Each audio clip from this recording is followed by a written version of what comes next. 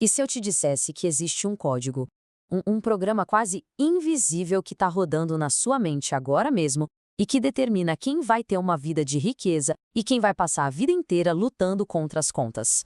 A maioria das pessoas nem sabe que esse código existe. Hoje, a gente vai desvendar ele. Sabe, essa é a pergunta que tira o sono de muita gente. Pessoas que trabalham duro, leem os livros, seguem as dicas, mas no fim do mês parece que nada muda. É como estar preso numa esteira, correndo sem sair do lugar. Como se uma força invisível puxasse tudo de volta para o ponto de partida. A gente fica nessa busca sem fim por mais esforço, pelo negócio perfeito, pela oportunidade de ouro, e isso acaba cegando a gente para o verdadeiro vilão da história. E se o maior obstáculo para o sucesso não estiver lá fora, mas aqui dentro? Esse obstáculo tem nome. O autor T. Harv Eker chama de modelo de dinheiro. Pensa assim, ó, é como se fosse a planta de uma casa. Se a planta tiver um defeito, não adianta usar um melhor cimento ou um melhor tijolo. A casa vai ter problemas. Com o nosso dinheiro é a mesma coisa. Se o nosso modelo interno está programado para escassez, todo o nosso esforço pode ir por água abaixo. É isso, um código invisível, uma programação que a gente recebeu lá na infância e que, hoje, sem a gente perceber, dita cada decisão financeira que a gente toma. E para entender como quebrar esse código, a gente precisa conhecer a história de quem conseguiu decifrar ele. Essa era a vida de T. Harv Eker. Todo mundo dizia que ele tinha potencial, mas os resultados eram um desastre atrás do outro. Depois de vários negócios falidos, ele estava lá, de volta para o porão dos pais, quebrado, frustrado. E foi nesse momento, no fundo do poço, que o jogo começou a virar. Um amigo milionário da família apareceu. E ele disse essa frase simples, que mudou absolutamente tudo. O problema não era falta de esforço, era falta de conhecimento. Ali, Eker entendeu que o problema não era o mundo, a economia.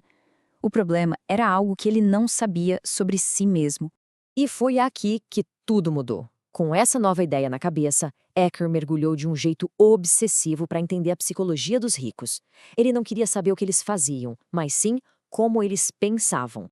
O que ele descobriu em seguida, olha, desafia tudo que a gente aprende. O sucesso não estava nas estratégias de investimento, nos segredos de negócio. A diferença real, a virada de chave, estava na programação mental. Na forma como eles enxergavam o dinheiro, o sucesso, a vida. Com base nesse estudo, Eker identificou 17 arquivos de riqueza. Pensa neles como se fossem aplicativos mentais. Quando a gente instala esses apps, o nosso cérebro é reprogramado para operar numa mentalidade de abundância de um jeito natural, automático. Vamos dar uma olhada em 3 desses arquivos. São 3 pilares que sustentam toda a construção de uma mente milionária e que mostram de um jeito muito claro a diferença entre os dois mundos. O primeiro arquivo é sobre responsabilidade. A mentalidade da escassez se coloca no papel de vítima. A culpa é do governo, do chefe, da crise. As coisas simplesmente acontecem com ela. Já a mentalidade rica pega o volante. Ela não fica esperando a sorte bater na porta. Ela vai lá e cria a própria sorte. Ela está no comando. O segundo pilar é o foco. Imagina um desafio.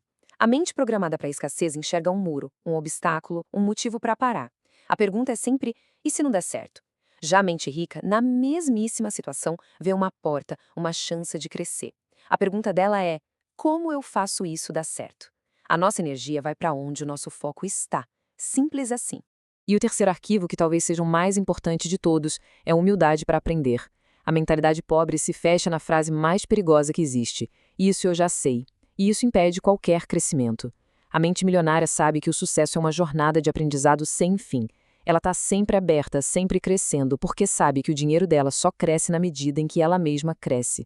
Esse princípio resume tudo, né? Não dá para ser passivo. A gente precisa se tornar o agente principal da nossa própria vida financeira. É uma escolha clara. Ou a gente é o mestre, ou a gente vai ser o escravo do nosso destino. Ok, mas entender tudo isso é uma coisa. Como é que a gente, na prática, sai daqui e consegue transformar a nossa mente? Como é que a gente reescreve aquele código gravado lá na infância? A resposta está no que ele chama de processo de manifestação. É uma cadeia. A nossa programação do passado leva aos nossos pensamentos. Os pensamentos geram sentimentos. Esses sentimentos nos levam a tomar ações. E são essas ações que produzem os nossos resultados. Para mudar o resultado lá na ponta, a gente tem que voltar na raiz de tudo, a programação. E essa é a grande, a maior revelação de todas. A gente precisa sacar que essa programação antiga não é quem a gente é. É só um arquivo velho, uma fita gravada. Mas nós somos o gravador. A gente tem o poder de apagar os arquivos antigos e instalar novos. A gente pode escolher conscientemente pensar de um jeito novo. A ferramenta prática para fazer essa reprogramação são as declarações. E olha, não é aquela afirmação passiva, não. Uma declaração é um comando, é uma ordem que você dá, com energia, em voz alta.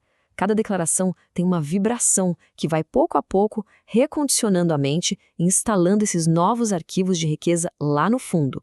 Se tiver só uma coisa para guardar de toda essa nossa conversa, que seja o seguinte: o nosso mundo de fora é só um reflexo do nosso mundo de dentro. E tudo começa com uma decisão, uma declaração.